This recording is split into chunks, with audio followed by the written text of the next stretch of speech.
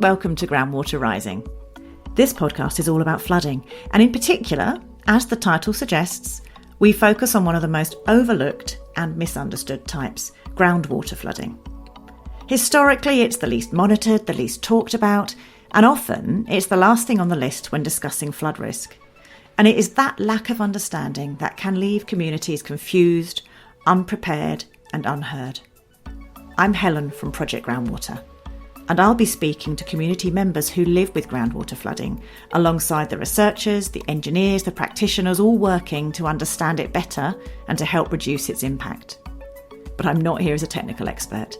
I'm here to ask those questions that people outside the sector are maybe too embarrassed or just don't have that opportunity to ask. Questions like, what does that actually mean and why does it matter to me? Together, we're going to explore those real experiences, the emerging research and the practical thinking from the water sector, academia and beyond. And let's help make groundwater flooding something people can understand, talk about and plan for. So while groundwater is often hidden beneath our feet, it's also hidden in reports, data sets, and those decision-making processes that most people never get to see. So today's conversation is about what it takes to turn that evidence into action and what happens when the different parts of the flood world don't always join up as well as they could. I'm joined by Rhiannon Marchi-Smith, a hydrologist whose work focuses on understanding subsurface water, making sense of that complex data and helping translate that into action that actually makes a difference for people. Rhiannon brings deep technical expertise, but also a very clear view on how evidence should be used and what can get in the way when it isn't. So hello, Rhiannon, and thank you so much for joining us today. Thank you for having me. Just a first question, just to sort of kickstart, basically, looking at the flood world as a whole, what first pulled you into this work and what still motivates you to keep going with it? It's quite a big question. I imagine a lot of people listening might know what groundwater is, but just as a sort of basic overview, and then it kind of fits into how I might have been drawn into the flood world overall. So groundwater is simply water that's soaked into the ground and it's stored in tiny spaces and cracks in soil and rock. So it's moving beneath our feet as part of the water cycle or feed rivers, springs, wetlands, and most of the time we don't notice it. But it's understanding that it plays a really important role in how the landscape responds to rainfall. And that's where it becomes really important for flooding and where I got drawn into it and sort of got more of an interest in the governance side as well as the technical and understanding that fragmentation. Often we talk about flooding in separate boxes: river flooding, surface water flooding, sewer flooding. There's also coastal flooding as well, but I don't have much amount of experience on that. Groundwater is frequently the underlying condition that links them all, but it's very rarely spoken about. It sets the starting point for how the landscape copes with rainfall.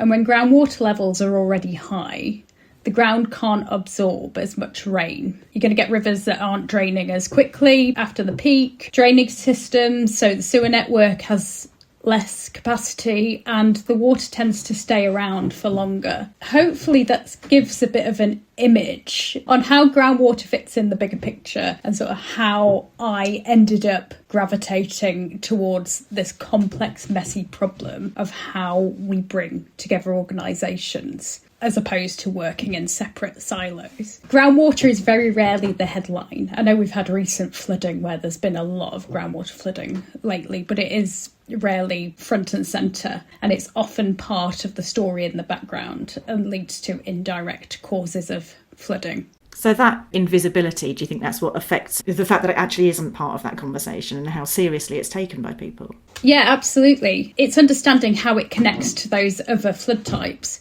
So when you've got river flooding, high groundwater slows the drainage and prolongs the impact. Same with surface water flooding, saturated ground starts leaving nowhere for rainfall to go. Sewer flooding is infiltrating into the pipes and it's reducing capacity, and then it leads on to the issues around CSO spills and things like that, but groundwater isn't overly considered. And then you've got basement flooding, rising water tables increasing the pressure on below ground structures, and there are issues around the planning system. I often call it the Wild West and the subsurface because it's a bit of a postcode lottery where it's actually regulated on planning, but, well, it's the least understood aspect of the water cycle, but it's so critical to many different areas and impacts each different kind of flooding, but actually isn't captured in flood risk work. So it sounds like you're the sort of person who's just drawn to that level of complexity because there's more that you can change when you get that right. Yes, it's systems thinking, isn't it? And what we get with systems thinking is we get a series of leverage points, and you can start at the bottom where you're creating new tools and helping people at the surface level, or I've been drawn into the deeper levels where it's organisational and institutional, and how can we actually get people to work better together rather than the illusion of working better together by creating new things. And would you say it's that systems thinking that ties your thread? So if you're working at systems level or with communities, is that what runs throughout everything that you do? Yeah, so my background has come from mine water and post-industrial rebound. That adds a really big challenge, particularly in post-industrial areas, because you're looking at urban hydrogeology, so how groundwater's interacting with the urban environment. And that really brings that hidden system into focus, because what you've got in former mining areas, like the northeast, for example, the subsurface has been heavily engineered in the past. You've got a series, essentially a labyrinth of old workings underneath us across the whole region, and they create artificial pathways. And they're also linking different geological layers and changing how groundwater flows. So back in the early 90s, when the mines closed and pumping stopped, groundwater slowly rebound. And that can happen over decades, raising levels and changing the water dynamics underground. So you've already got that sort of man-made structure fighting against the natural flow anyway, and then that happens again when it comes out on top. So you've got layered problems. Yeah, exactly. It's a big challenge. Essentially, you've got this giant man-made aquifer, layering that on top of understanding groundwater dynamics. In addition to understanding urban infrastructure, sewer networks, we've got metro and all those kind of things, and layering that all on together to understand how groundwater actually impacts everyone's assets. But that's what leads to this fragmented ownership, because nobody actually owns that, but it's showing up all over the place. Where does it fall down most? Ownership, funding? Is there something else that comes into play? Well, I think they're both highly linked. That's what the problem is, because the funding is dictated by the policy and the ownership. So with the fragmentation within policy, because in the subsurface a lot is unseen, and because it's an indirect consequence on many different other aspects of flooding, it's hard to fully regulate that without having the full picture, because a lot of groundwater is becoming comfortable with uncertainty because we'll never have all the answers. So that's why it's improving sort of how we work together and how we use that information, because the challenge we've got is that a lot of things like reports, models, etc., because of the uncertainty that exists within regulation, they essentially become de facto governance tools. So they've been created with the idea of creating a shared understanding. So one party will create that to be used by somebody else. But unfortunately, these things, they aren't neutral. They might be made with one idea and purpose in mind, but when it gets translated over to, say, a council and a team of flood risk engineers, and this has been created by hydrogeologists, we've got two parties who are speaking different languages. In my mind, the key is looking at that layer and how we work together, because I don't want to say it's just collaboration, because I think there can be a lot of collaboration for collaboration's sake, but it's looking at how we can improve that layer, which will then in turn help on the funding side, reducing risk and being able to build better business cases ultimately, if that makes sense. It's a translation role, really, isn't it? It's about making sure that everybody understands what they need to get out of a process, can translate it into something that means something to them. Hydrologists talking one language, government talking another. We won't change that, will we? No, we're not going to change it, because we're coming from totally different backgrounds. And I think a part of it is understanding that. One thing I've learnt to accept is not everybody cares about groundwater. And actually, they don't need to care. They just need to understand the impact and what they can do. And sometimes when we're trying to communicate, we want to communicate the whole system to them and tell them what's happening. But actually, that's not relevant to the council or to community. And it comes back to understanding, well, what do they actually need? They just want to understand what the impact on their asset is, or if they can put a scheme there. They don't need to know what all the background is doing. Is there a risk around that? It instantly sort of translates to me into brand, because that's my experience. That's where I come from. It's engaging people with the most important messages, and without actually finding out what those most important messages are, without researching that, without actually spending the time to get to understand what people need to hear and what's going to motivate them and drive action, you risk missing out a load of information in that process. I'm quite a big advocate for the use of narrative structure. And I think the way we're writing technical reports, for example, without losing the technical detail in them, if we change how we're writing them and how we're structuring them so we can bring people on that journey with us, and then it goes back to purpose. This is what the purpose is. I'm not just telling you hydrogeology for the sake of it, as much as I find it interesting, but it's what do you need from it? And you can keep that technical detail in there. I believe you can gain a lot just by shifting the structure in report writing to that more narrative structure that will help people follow your logic a lot more. So I think one of the most overlooked steps is that clarity of purpose, which I know you'll understand from brand work as well. So before creating data, tools, or putting in more meetings, we need to ask those questions of what are we here to decide? What are the outcomes we're trying to achieve? And what is this system actually for? Because I think when the purpose is clear, you're giving that evidence a direction rather than letting collaboration and putting in weekly meetings. That's when things can start to drift. So purpose from the start and being very clear on that shapes the conversation a long time before any technical detail does. It always feels quite a simple thing to say, but you have to spend quite a lot of time on defining the purpose. And from my experience on projects, I can think of one in particular where I did a little test myself of asking the different stakeholders what they thought the purpose of a business case was. And it was quite an interesting exercise that I got a different response from each person. Well, imagine. So that's way from the start. If each stakeholder who's partnered in it is giving a different response to what the purpose of that work is, nobody's agreed from the start. So there's going to be drift. Or if they have, you find often that those things get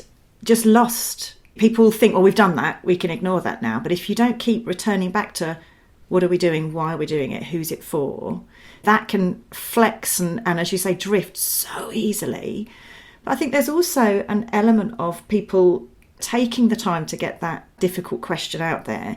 You think it's an obvious thing. You think, well, we're all here to do this, so we don't need to discuss that. But actually, there are so many different nuances and so many different bodies involved that it has to be a shared purpose. It's simple on the face of it, but actually when you break it down and start having those conversations about the who, the why, ownership, the risks, there's quickly a lot of contention. It's quite easy to drift over. So how do you keep that at the forefront for people? So let's say that's defined at the beginning of a project. How do you make sure that over 6 or 7 years that remains at the centre? A lot of it is anchoring everything in a use case. One of the ways to anchor people is to be very clear in the use case. Because I think sometimes there can be a tendency to go broad. It's like I want to achieve something big. But actually, change is a lot more effective at the use case scale. And it's a lot easier to be clearer on the purpose when you're going on that local scale. So you can give that technical evidence purpose and it forces translation to go into decisions. Choosing a use case is very effective at driving the purpose through the project and helping avoiding it drifting.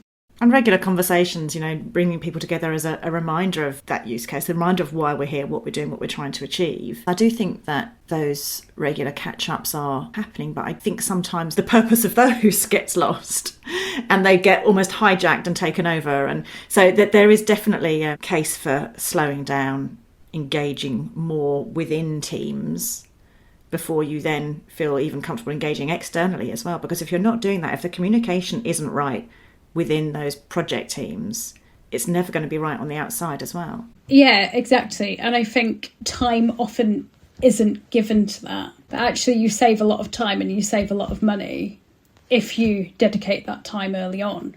And it's a false economy to think, actually, we can't afford to give that time now to do the thinking. It's that, well, we need that time to prevent the drift, which ultimately ends up creating risk and operational problems in the long term. So it's being able to flip that and identify the risks early on to say, well, if we don't do this, the risks are in cost, in time, in operational decision making. So there are real tangible problems that can come out of not dedicating that time early on.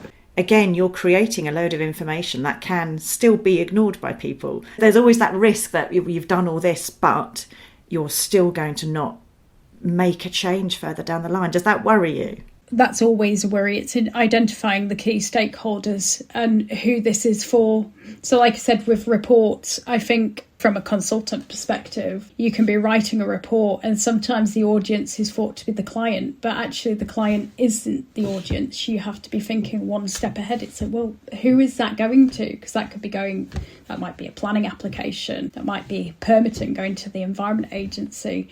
Having that in mind, it's like, what is the intention of this and who's ultimately going to end up reading it and aligning it with what that person's needs are. That can be a challenge, but it's having those conversations with people and understanding what they need. This is the governance side of it, but it's much the same lessons as you can apply to working with the communities, and you're starting with what matters to them. That's the key part of it and working from there. And how about those communities where they're not already engaged to the point where they can tell you what matters? How do you actually impact those communities who feel that they're not affected at all, no matter what? I found a lot of the engagement works best just working from people's lived experience, the local identity of the area. So setting technical explanations, at least in the initial stages, aside, because you need to start with what people actually notice and see in daily life, because they're not experiencing and thinking about hydrogeology and groundwater systems. They might experience the basement getting damp or garden being soggy and water coming up through the floorboards. Helping them with recognisable instances helps put their own experience into the explanation. So a lot of it is finding the in and what matters to the community. And a big lesson taken from working in mining areas is that honestly technical flood risk unsurprisingly often isn't the hook.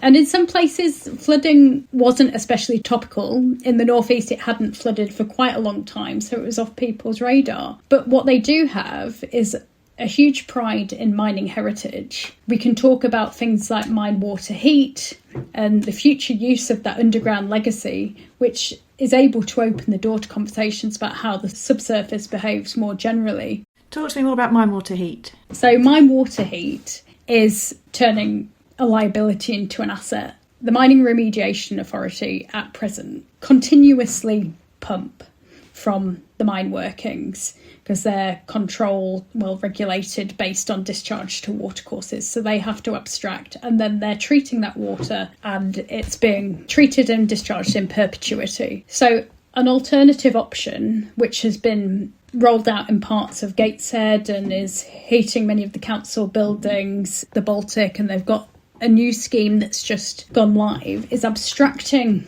mine water from the old workings, taking the excess heat off it because it's naturally warmer, and being able to supply district heating to areas of Gateshead. It's very much in its sort of early phases in terms of rolling out schemes, but in the northeast it's growing because 25% of people in urban areas live above the coal workings.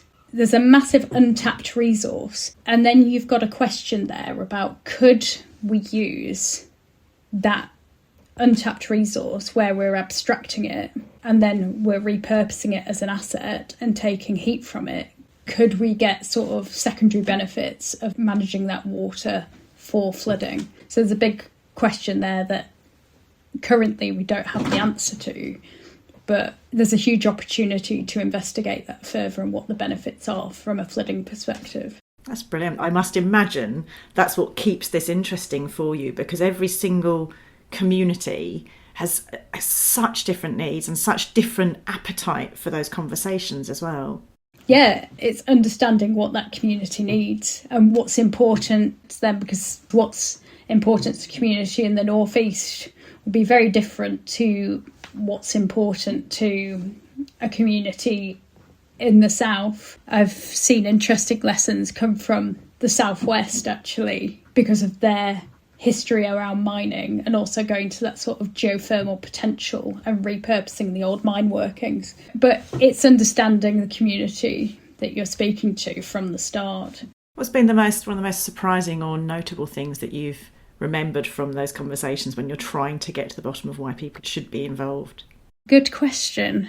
In the northeast, a lot of it comes back to the mine workings because it's such an important part of the heritage. So you can easily tap into a conversation as soon as you mention the mine workings. If you've got someone who's sort of got family history, their dad, grandfather, etc., all worked in the mines, it just opens the floodgates for stories about mining, which I think is incredible. It'd be great to have a collection of all those community stories just about mining, but you can get the sort of repurposing and the flood angle in after that, but allowing people to give their understanding, because it's also understanding from a technical point of view how much we can learn from the communities. Sometimes people can approach it like we have a good technical understanding, so we don't need that information. And I see it similar with things like agriculture. And when you're talking to farmers, it's like, well, they understand the land a lot better by being on the ground than we do. We might have technical explanations, but they're seeing it every day. And with people from a mining background, one of the things I always find quite interesting is this idea of sort of generational memory. High groundwater wasn't always seen as unusual, and for generations that water was actively managed to keep the mines dry, so through pumping and drainage. As that management stopped, the groundwater behaviour changed, but community memory of how the landscape used to function fades too. So I think it's really useful to tap into those community stories to bring those memories back to life. I think things are getting better, if I'm honest, through programmes like FCRIP and also conversations I've had with other partners and their funding requirements. There's becoming an increasing need to include in potential bids a certain amount of money dedicated to community engagement. It depends how it's used and how it looks in reality, but there is a positive shift towards bringing those voices in. One of the things, I took this from the mining industry because they've not always been the best at communicating what they do, and from my experience, but don't correct or go on the defensive. Essentially connect, don't correct. So when people say something like, oh, it's a burst pipe or it's never flooded before, it's understanding they're describing their experience. So starting by telling them they're wrong automatically creates distance. So we start by building on what they've noticed to create that trust. I think a better approach is acknowledge that experience. We can start to add some context and link it to what might help next time and make it more a productive conversation, because I think there's sort of a natural instinct to feel a bit defensive, like you're being challenged, rather than understanding their perspective. It's like they're just speaking about their experiences. I was actually going to ask you if people are resistant or sceptical, what will shift that conversation, but I think you've pretty much said that, and having seen a very small part of my experience in that sort of environment when there's not necessarily confrontation but a real sort of point blank, this doesn't affect us, why are you talking to us? Actually, that is still a really important, valid view. why do you feel it doesn't affect you? How have you not seen this, or do you not understand that? Or what can we do differently to make sure you do understand that you have a role to play in it? One of the things we'd ask, because somebody say, oh, I've got no experience, I've never been impacted. And even just asking, have you been stuck in traffic due to flooding? All those kind of questions. Suddenly people would start to go, oh yeah, actually, my house might have not been flooded, but they've got some anecdote, maybe something happened while they're on holiday or in the car, that actually I do have a story about it. It's going in with relevance first, and then we can bring in any kind of science and technical second. Because people don't care about return periods or what an aquifer's doing or those long-term projections without having that local context. So what does work is talking about what happened last winter or the other week when there was a storm, and explaining why that water might have stayed longer than expected, and connecting those local ground conditions to their homes and streets. It's not about making groundwater interesting, and it's ultimately just about making it relevant. As much as I'd love to convert everybody to hydrogeology, I'm not going to, but it's just about making it relevant to their lives. And it's all down to the stories that people understand, the things that make sense to them. And, we're in the middle of a huge period of rainfall, and you're told that the hosepipe ban's lifted, and you think, wow, surely this happened ages ago. And, it's the everyday person experiencing what they're experiencing can instantly bring those shutters down and stop those meaningful conversations. So, there's meaningful action happening, but it has to come out the other end of the old meat grinder. We're not good at it. I'll be completely blunt about it. I think there's some really good work that happens around community action and engagement. There's really good technical work, and there are improvements in that space. But having that feedback loop to bring that information back into that overall understanding and how that can inform decision making, and then communicating that back, there needs to be a lot of work on that. It goes back to joined up thinking and knowing who needs to be in the room, because I think sometimes comms is treated as a bit, I don't want to say an afterthought, that sounds awful, but it is. There's not much money that's put into it, or it's just seen as a nice to have. Actually, there's critical information that's coming from that, and it's framing it around risk and operational decision making. And you can't do it in the northeast because we've got so many bits of mine water discharging all over the place. You can't go and put a scheme everywhere, but it's understanding it as a whole. I think that links to the national ambition as well. So when the recent white paper for water following the Cunliffe review came out, a lot of that emphasises the long-term resilience, catchment and systems thinking, and integrating across sectors. And obviously there's a big move as well to work with natural processes. Those ambitions align very strongly to what we've been talking about and what groundwater teaches us. And it's how connected they are and how shaped by place they are. But yeah, a key part when something's shaped by place is also taking in those community voices. That is my question that comes from national ambition. Are we building the system coherence and capacity needed to deliver that? Or are we just laying new expectations onto what's already fragmented structures? Let me know when you get an answer to that. Who are you going to ask? I was going to ask you, we're coming to the end of, got another year and a bit to go on Project Groundwater, for example, and we're thinking now a lot about the legacy. And I was going to ask you in general terms what that might mean to you in a project such as this, but I also think that from everything that we've said, it wouldn't be general terms, because it would mean something different for each and every community, that understanding of legacy. But can you try and answer that? I think that's the problem, isn't it? It does mean different things to different people, but it does create a space for people to collaborate and understand shared challenges, but also it creates a space to understand local challenges and what you can learn from each other and actually what's unique to your area. You've got project programme legacy, physical legacy, institutional legacy, and all these different aspects of it. Post-mining areas, the underground is still reflecting decisions that were made generations ago. And today, flood resilience programmes shaping the system, essentially what future practitioners and communities will work within. They're not just delivering projects, it's contributing to the longer term policy of how organisations collaborate together, how communities engage with flood risk. Legacy isn't only infrastructure, but it's building capability. And it's also confidence and shared understanding. For me, collaboration only becomes transformative when roles are clear and you're getting meaningful sharing of data. And the evidence has to link directly to a decision and an action. As we know from groundwater projects, groundwater doesn't sit neatly within institutional boundaries, and that is one of the key problems. Mine water systems, they present a risk and opportunity, but currently under the Flood and Water Management Act, it's just sat within groundwater management, and groundwater naturally does not respect the boundaries of a council. And then you've got other things that aren't included. You've got the overall industrial legacy and subsurface reuse. You have things like road runoff, diffuse urban sources, and then there's that interaction between surface and groundwater. There are lots of key bits where nobody fully owns it, or it's fragmented across institutions, and obviously that's not going to be fixed within the next year.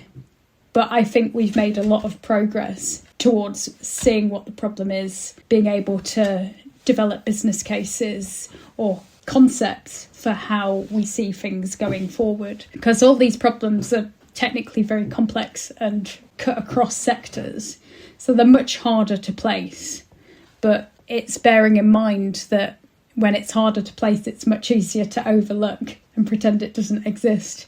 That naturally leads on to the skills gap. Who's going to take that on? Do we have the skills and capacity to deliver that long-term water management we're actually aiming for? Because we know there's a skills gap and we're losing experienced practitioners, and then the system's getting more complex, we're layering on more and more. So that ambition in policy also needs to be matched by investing in people, improving that knowledge transfer, because the problem is a lot is held as tacit knowledge. It's in someone's head or on someone's C drive somewhere, and building that long-term capability. So we need to invest in people, and we need to get better at writing things down so people can actually use it. Otherwise, we risk designing a future system that we don't actually have the capacity to manage and steward.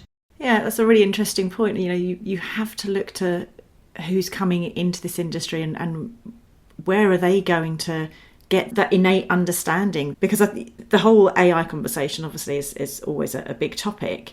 There is a glossing over that happens with AI as well. There is a lot of that human, real, gritty understanding that doesn't come through.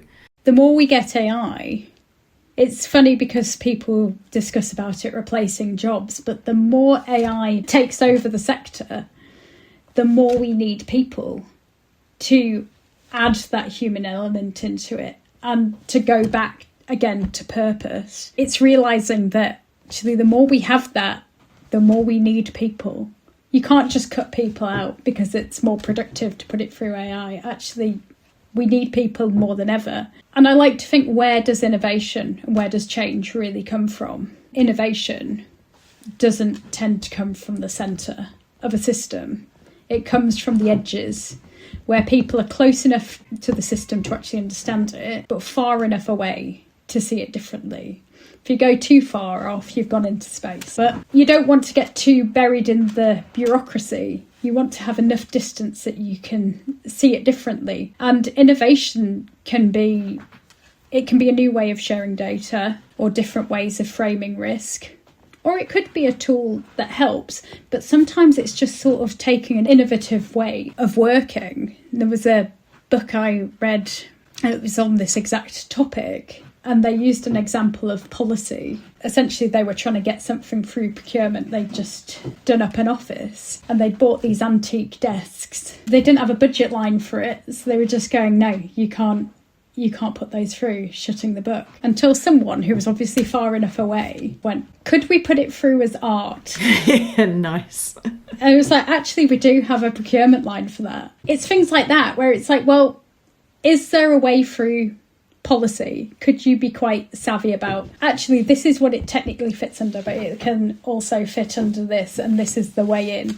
And that's where we can be a bit more innovative on our ways of working as well. And I think that's also a way into how we can collaborate a bit better together. Such a lovely thought, because when you start to bring people in from the edges, as you say, not from outer space necessarily, but from the edges, the insight that you can get and the just completely different ways of thinking, where I think sort of historically there's been a real like, well, no, you don't know what you're talking about, don't join in. But actually, the more people you can get having those conversations, the more opportunity there are for those slightly other ideas to actually spark something that's workable.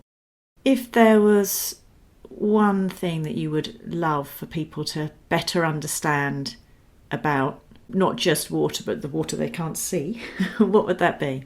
So much is about, if we take the long-term view, which isn't necessarily what people want to hear, it's about turning that awareness into action and getting that shared understanding. And so much about groundwater and groundwater resilience is about preparedness and adaptation, not just engineering. And sometimes the honest message is that we can't eliminate groundwater flooding entirely, but we can understand it better and reduce its impact. So then that leads to the choices we're making and how that fits in the wider system. It's thinking about how resilience at community level is linked to those bigger system choices. And it's at the community level. Resilience is about helping people live with the landscape that's shaped by both history and also increasingly by climate change. That generational memory, it comes back to that, and helping people live with their changing environment. Thank you so much, Rhiannon, just for taking the time just to chat things through with me.